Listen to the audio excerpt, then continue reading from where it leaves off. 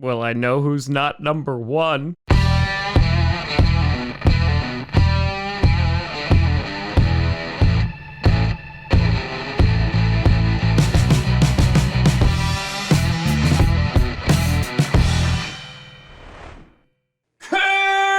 Grossi Packer Nation.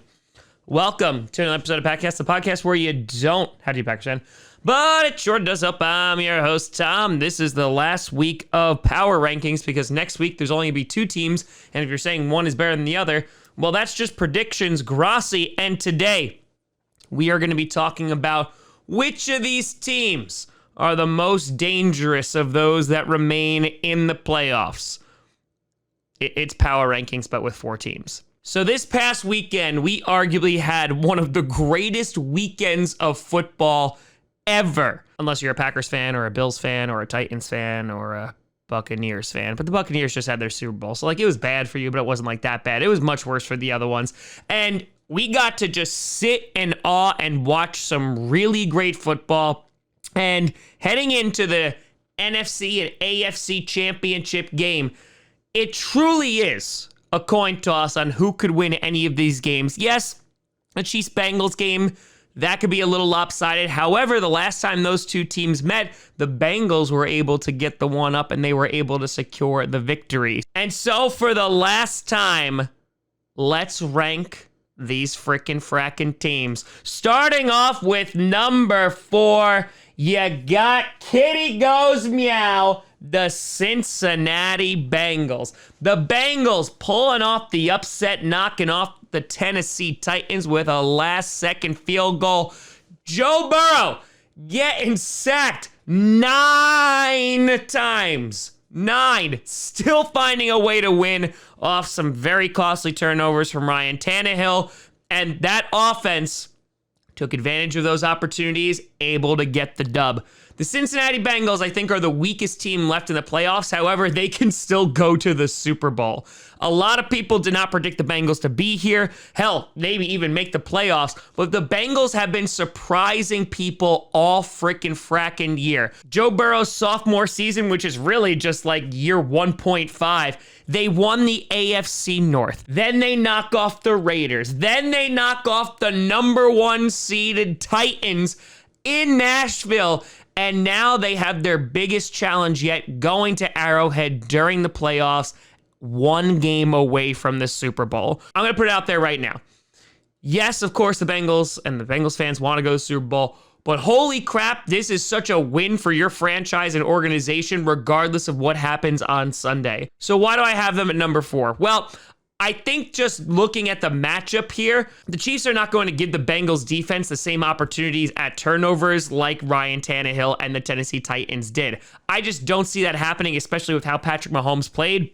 On top of that, I'm literally worried for Joe Burrow's life. Jamar Chase, obviously the right draft choice there. However, Penei Sewell might have helped Joe Burrow from not getting sacked 9 times. But here's the thing.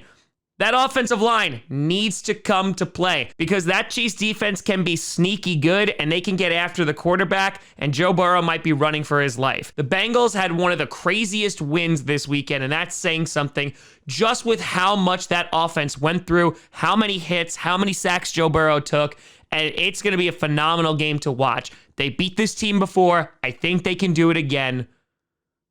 Maybe the kitty's going to go meow all the way to the Super Bowl. Number 3, you got the San Francisco 49ers. Going into Dallas, knocking off the Cowboys. Going into Green Bay and knocking off the 1-seeded Green Bay Packers. Yep, still hurts. That defense, absolutely phenomenal. Gave up 7 points on that first drive, and then Aaron Rodgers and company did diddly squat the rest after that Mercedes Lewis fumble. They literally dominated the Packers on defense. And the Packers defense put in a really, really good game. One of the best Packers defensive performances I've seen in the playoffs, but it wasn't enough. Here's the thing. 49ers offense really wasn't that great. Scored a total of 6 points, including the game winner. And Jimmy G had a costly interception, but was okay. The big thing is going to be Trent Williams, Deebo Samuel, banged up in that game. Are they going to be ready to go against the Rams? Those are my biggest concerns there. I think Deebo is going to be just fine. It's really more about Trent Williams because as you saw against the Buccaneers, the pass rush of the Rams, they coming. The 49ers have already defeated the Rams twice this year. It's very hard to beat a team a third time, especially when that team is now trying to just sell tickets to everyone in the greater LA area. I have no doubt there's going to be a lot of 49ers fans in SoFi this Sunday, and the 49ers are one game away from the Super Bowl, and they can absolutely make it. From the 6th seed, hey, the Packers won it, the Steelers won it. Maybe the 49ers can put their name on that list. They're going to have to rely on a run game. Jimmy G's going to have to play perfect football and not turn the ball over against the explosive Rams offense. Number 2, you got the LA Rams. Dominated the Tampa Bay Buccaneers and went up 27-3. Would have been more if Cam Akers didn't fumble on the 1-yard line. And then everything went wrong. Fumbles galore. Offense couldn't do anything. And all of a sudden, Tom Brady and the Tampa Bay Buccaneers tied the freaking fracking game. Now, Matthew Stafford played very well. Cooper Kupp saving the day yet again. He's just so good. OBJ has emerged this past month, being really great for the Rams, paying dividends. Von Miller had a strip sack in that game. Again, this is just another example of both those guys contributing. You saw it in the Ravens game, for example. You definitely saw it in the Buccaneers game. Cam Akers, this is the second time in 2 weeks that he has played very well. You have Sony Michel and Cam Akers running that backfield. They make a dynamic duo. Of course, you have Van Jefferson, OBJ, and Cooper Kupp.